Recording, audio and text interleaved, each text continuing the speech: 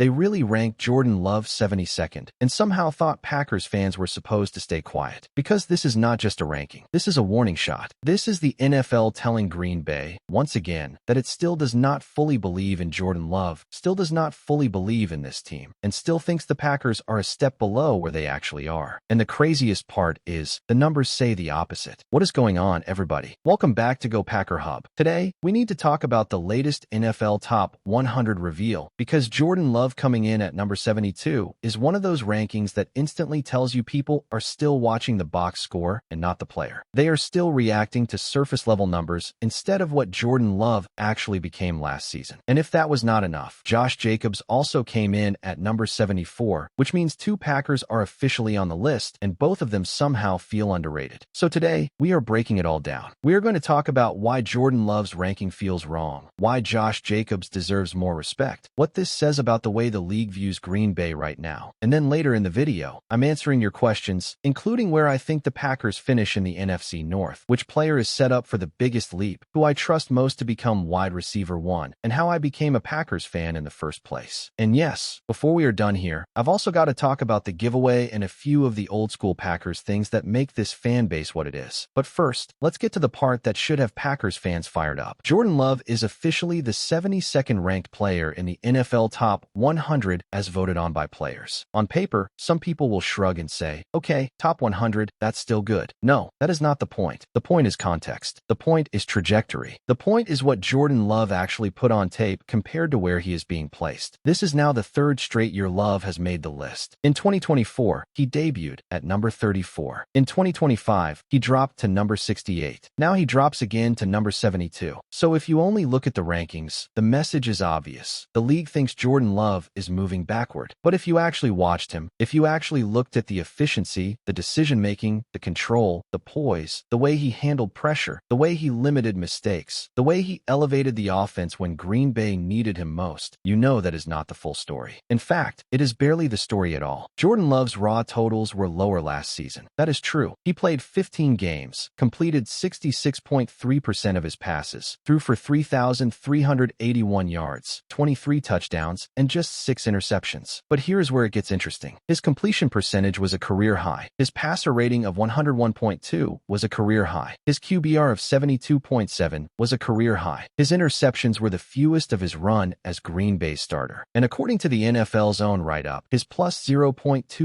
EPA per dropback ranked second in the entire league. Second, not 10th, not 12th, second. So tell me this, how does a quarterback improve his efficiency, protect the football better, play cleaner, become more controlled, and still get pushed down the list again? That is where this starts to feel less like evaluation and more like reputation lag. Jordan Love is still paying for the fact that some people made up their minds about him early and have not caught up. They still want him to prove something that, in a lot of ways, he has already shown. Not that he is perfect, not that he has become Patrick Mahomes, not that he has nothing left to clean up, but that he belongs in the real conversation. And number 72 does not reflect that. What bothers me most is not even the ranking by itself. It is what the ranking says about how people still see Green Bay. The Packers keep getting treated like a good little playoff team instead of a legitimate threat. Jordan Love keeps getting treated like a nice story instead of a real difference maker. And that is wild, because the version of Love we saw last season looked less reckless, more efficient, more patient, and honestly more dangerous because of it. There is a weird way people talk about quarterbacks. If a guy throws for a huge number of yards, everyone says he is carrying the offense. If the totals dip, people assume he regressed. But football is not that simple. Sometimes a quarterback is actually playing better while throwing less. Sometimes a quarterback is more in command even if the fantasy numbers are smaller. Sometimes growth looks like restraint. Sometimes growth looks like taking what is there, not forcing the hero ball, and then making the big-time throw when the moment actually demands it. That is the version of Jordan Love we saw. And here is the thing that should scare the rest of the NFC. I do not think Jordan Love has peaked. I think he is getting closer to it. That is what makes this ranking feel so off. If this were a player sliding because he looked shaky, careless, or limited, fine. But that is not what happened. Love's 2025 season was not about collapse. It was about refinement. He was more efficient. He was more protective of the football. He was better at managing the game without losing his aggressiveness. And if that version of Love now adds a little more volume, a little more week-to-week stability, and a little more support around him, then the Packers are going to have a quarterback who is not just top 100 worthy, but top 50, top 40, maybe higher. And that is why this matters. Rankings are not everything. We all know that. But But rankings do reveal how the league sees you. They reveal how much respect your name carries. They reveal whether people think what you are doing is real or temporary. And Jordan Love at 72 tells me too many people still think he is temporary. Packers fans know better. And the funniest part of all this is that even other players seem to know better. The reaction around this ranking was immediate because it felt low. It did not feel like one of those okay, fair enough placements. It felt like one of those placements that makes you stop and say, wait, what? That is the reaction you get when the ranking does not match the eye test, the trajectory, or the importance of the player. Jordan Love is not just some decent quarterback holding things together. He is the center of everything Green Bay wants to become. He is the reason the Packers still carry real danger. He is the reason this team can walk into almost any game believing it has the better answer at the most important position. And in today's NFL, that changes everything. Now, let's talk about Josh Jacobs, because he also deserves his flowers here. Josh Jacobs came in at number 74, just 2 spots behind Jordan Love. And unlike the Love debate, this one feels a little more balanced to me, but it still comes with a layer of disrespect. Not because 74 is insulting on its face, but because it continues a trend of people lowering the value of what Jacobs does just because it is not always flashy. Last season, Jacobs rushed for 929 yards and 13 touchdowns in 15 games. And if you hear 929, some people instantly tune out. They want the 1,200-yard headline. They want the giant yards per carry number. They want the viral highlight every Sunday. But that misses the actual value of the player. Jacobs scores touchdowns. Jacobs finishes drives. Jacobs brings force. Jacobs brings identity. Jacobs brings a level of reliability that every offense needs, especially in cold weather football, especially in close games, especially late in the year when you need someone who can turn 2nd and long into 3rd and manageable and turn a decent red zone opportunity into 6 points. And there is real historical weight to what he did. According to the Packers official site, Jacobs joined Hall of Fame fullback Jim Taylor as the only players in franchise history to post 13 or more rushing touchdowns in back-to-back seasons. That is not random. That is not filler. That is meaningful production. And if you zoom out even more, the career numbers are ridiculous. Since entering the league in 2019, Jacobs ranks 2nd in the NFL in rushing yards, 2nd in rushing touchdowns, 2nd in rushing first downs, and 3rd in yards from scrimmage. That is not a nice player. That is one of the defining running backs of his era. So yes, 74 is respectable, but it also kind of proves the point. Green Bay players are still getting acknowledged without being fully respected. They are on the list, but not where they belong. They are part of the conversation, but never near the center of it. They are always treated like maybe guys, not definitely guys. And maybe that is exactly where this team wants to be. Because disrespect is fuel when you know who you are. And that takes me to the bigger picture. The Packers are entering this season in a really interesting place. They are not sneaking up on anyone anymore, but they are also not getting crowned. They are not ignored, but they are not fully feared. They sit in that dangerous middle zone where people know they are good, but still are not ready to say they are great. That can be a powerful place to live. It means every Sunday becomes proof of concept. It means every big throw from Love becomes evidence. It means every Jacobs touchdown becomes a reminder. It means every defensive stand becomes another little crack in the national narrative. And that is why I love this moment for Green Bay, because the ceiling is still in front of them. Now, before we get to your questions, quick thank you to the sponsor of today's video, SeatGeek. Football season is getting close, and I already know a lot of you are looking ahead to those Packers games, circling dates, checking road trips, planning weekends, and trying to find the best possible deal without getting crushed on price. That is where SeatGeek comes in. SeatGeek makes it easy to find tickets for Packers games, concerts, and basically any major event you want to hit. I like it because the app is simple, the seats are easy to compare, and the deal score helps you avoid wasting money on bad value. Green usually means good. Red means stay away. That is exactly how it should be. And if you want to save some money, use code GO10 for 10% off your next set of tickets from SeatGeek. If you are thinking about grabbing tickets for Packers season, now is the perfect time to start looking. Huge thanks to SeatGeek for sponsoring the channel. Now let's get into the mailbag, because a lot of you brought strong questions. One of you asked for my 2 favorite Packers who were not quarterbacks. If I am being completely honest, the first 2 that come to mind are Charles Woodson and Clay Matthews. Those 2 just felt like event players. Every time they were on the field, something dramatic could happen. Charles Woodson had that swagger, that timing, that ability to make the biggest play right when the game needed it. Clay Matthews brought chaos. He brought violence, speed, personality, and that feeling that the play was not over until he said it was over. And I still love the little personal detail tied to Woodson. I got the Charles Woodson jersey at the pro shop at Lambeau Field, and a few months later the Packers won the Super Bowl. Coincidence? Probably. But I am not going to disrespect the football gods by saying saying it meant nothing. If I go beyond those two, Davante Adams absolutely deserves love. If you want a fan-favorite pick from a different era, give me William Henderson. Just a classic, hard-nosed, fullback type of Packer. The kind of player this fan base always appreciates. Another question asked who should be wide receiver 1 this season, Christian Watson or Matthew Golden. Right now, if I have to pick one, I lean Christian Watson. And the reason is simple. When Watson is healthy, the physical profile is terrifying. Size, speed, field stretching ability, touchdown upside, explosive play upside, all of it is real. He changes spacing. He changes how defenses line up. He changes what safeties can get away with. That matters. But I also understand the Matthew Golden argument. Golden might end up being the cleaner week-to-week answer. He might end up being the guy whose production looks more stable over the course of the season. And if you asked me who has a better chance to make the biggest statistical jump, Golden is probably the name I would give you. That leads perfectly into another question. Which player makes the biggest leap this year? If we are talking pure numbers, I will say Matthew Golden. He feels like the obvious candidate to pop in a way that gets national attention. But if we are talking overall recognition, I keep looking at Javon Bullard and Evan Williams. Packers fans already know there is serious ability there. The question is when the rest of the league catches up. I think at least one of those guys is going to force the conversation this year. And I also really like the Marshawn Lloyd mention. He is one of those players who could quietly become a major factor if health finally stays on his side. There is opportunity there. Now let's get to the NFC North question, because a lot of you asked where I think this division finishes. This division is brutal. It might be the most entertaining division race in football. And the reason it is so hard to call is because every team can build a case for itself, but every team also comes with real questions. Right now, the betting market still gives Detroit the edge, with Green Bay close behind. That feels right. It does not mean the Lions are unbeatable. It does not mean the Packers cannot win the division. It just means if you are making the cleanest, most objective call today, Detroit is still the team with the most established proof. So if I am giving you my honest projection right now, I would put the Lions first, the Packers second, the Vikings third, and the Bears fourth. Now, could Green Bay win the division? Absolutely. If Jordan Love takes one more step, if the offense finds its most dangerous form, and if the defense settles in quickly, the Packers can absolutely take this thing. But until they do it, I understand putting Detroit a hair ahead. As for Minnesota, I think there is enough there to stay annoying, competitive, and dangerous on certain Sundays, but I still need to see more before I put them over Green Bay or Detroit. And with Chicago, I know there is always off-season buzz, but I need to see consistency before I trust them over the length of a full division race. So yes, I think Green Bay is right in the fight. I think they can beat anyone in the division. I think they are capable of going 4-2 in division play again. But if you want my honest preseason call today, I still have Detroit by a slim margin. Another question was whether I really think the defense will run smoothly under the new defensive coordinator. Yes, I do. And the reason I do is because I think structure matters. Aggression matters. Clarity matters. I want a defense that knows what it is trying to be. I want pressure packages that make sense. I want linebackers involved. I want versatility. I want the front used creatively. I want this group attacking instead of reacting. If Green Bay gets that, there is enough talent here to make life hard on people. Micah Parsons changes everything when you have a player like that screaming off the edge. He affects game plans before the game even starts. He creates panic. He creates protection problems. He creates rush decisions. And when you combine that with a defense that is more organized and more intentional, now you are talking about a unit that can really swing games. Does that mean it will be perfect right away? No, but I do believe the upside is real. Some of you also asked about Jager Burton and whether he plays major snaps in 2026. My answer is yes. I have liked this idea from the start. I think by the end of the year he is going to have a serious role, and I would not be shocked if he ends up starting. Sometimes you can just see the path. You can see the opportunity. You can see the kind of player who feels built for the grind of the offensive line. Burton feels like one of those guys. I think he is going to force his way into the conversation if he is not already. Then there was one of my favorite questions. If I were Brian Gutekunst for one day and could make only one move, what would it be? If I am staying realistic, I would still love to make a call about a true lockdown corner. That is one of the cleanest ways to raise the defense fast. A real difference maker on the outside changes matchups, gives your pass rush more time, and makes the entire defense more flexible. So if we are talking dream move within the bounds of reality, that is the direction I would go. If we are being a little more fun with it, then sure, let me dream big. Give me the fantasy trade. Give me the impossible move. Give me the kind of roster button you smash in a video game and never apologize for. We all have one of those, and that is part of being a fan, right? Logic and irrational hope are always living in the same house. A lot of you also asked me something more personal. How did I become a Packers fan, especially since I live in Texas? The answer is simple. This is family. My siblings siblings and I were born in Wisconsin. I was born in Brookfield and raised in Germantown. My dad is from Wauwatosa. My mom is from Milwaukee. They met at Ripon College in Wisconsin as Division III athletes. Most of my extended family still lives in the Milwaukee area. So even though I have lived in Texas for a long time now, the connection never changed. The roots never changed. The team never changed. And living in Texas did not make me drift from the Packers. If anything, it made me hold on tighter. It also definitely made me hate the Cowboys more. I never adopted Texas football loyalties. I never switched over. I have always stayed with the Badgers and the Packers. And if you know this franchise, then you know it has not always been easy. This team has put us through some brutal playoff heartbreak, some absolutely sickening exits, some losses that still make you stare at the wall for about 20 minutes after the game ends. But that is part of what makes fandom real. It is not supposed to be convenient. It is not supposed to be rented. It is not supposed to be whatever team gives you the best mood in a given year. It is supposed to be yours. That is what the Packers are for me. They are not just a team I follow. They are part of where I come from. They are part of my family. They are part of the rhythm of every season. And now I get to talk about that passion with all of you, which honestly makes this channel even more special. And speaking of that, I want to say thank you. This channel keeps growing, and that means a lot. Every comment, every like, every argument in the comments section, every disagreement, every prediction, every wild take, every time one of you shows up and gives your opinion, that stuff matters. It builds this thing. It gives the channel life. It makes it feel like a real Packers community instead of just another upload feed. So seriously, thank you. Now before we wrap up, I have to answer one more absolutely essential question. What is my go to Culver's order? Easy. Start with a large order of cheese curds. That part is non-negotiable. Am I sharing them? Depends who asks. After that, give me a double butter burger with cheese, bacon, ketchup, and mustard. Then finish strong with a vanilla custard concrete mixed with Reese's peanut butter cups. And yes, I am still happy that Culver's exists in Texas, because that matters more than some people understand. Now let's bring this all the way back to where we started. Jordan Love at number 72 is not the end of the world. He made the list. He is respected enough to be there. But if you watched him last season, if you saw the efficiency, the growth, the control, the maturity, the way he kept evolving as the centerpiece of this offense, then you know 72 still undersells him. Josh Jacobs at 74 is the same kind of thing. Good ranking, still a little low, still a little too casual for a player who keeps producing at a high level and doing the hard work that wins football games. And that is the story of the Packers right now. Good enough to be mentioned, not respected enough to be feared, talented enough to change the entire conversation, and motivated enough to make this ranking look ridiculous by mid-season. That is why I am so fascinated by this team. They are close enough to matter, doubted enough to stay hungry, and talented enough to punish anyone who gets too comfortable writing them in pencil instead of ink. So now I want to hear from you. What do you think about Jordan Love at number 72? What do you think about Josh Jacobs at number 74? Too high, too low, or just right? And while you are at it, tell me where you think the Packers finish in the NFC North, who your biggest breakout player is, and whether you think Jordan Love is about to make the leap from respected quarterback to undeniable star. Also, if you want a shot to win the Jordan Love and Tucker Kraft picture giveaway, make sure you like this video, hype this video, and leave a comment down below. I will pick a winner and announce that person on the next show. This is Go Packer Hub, and if the NFL still wants to sleep on the Packers, let them. Because the best part of being doubted is what happens next.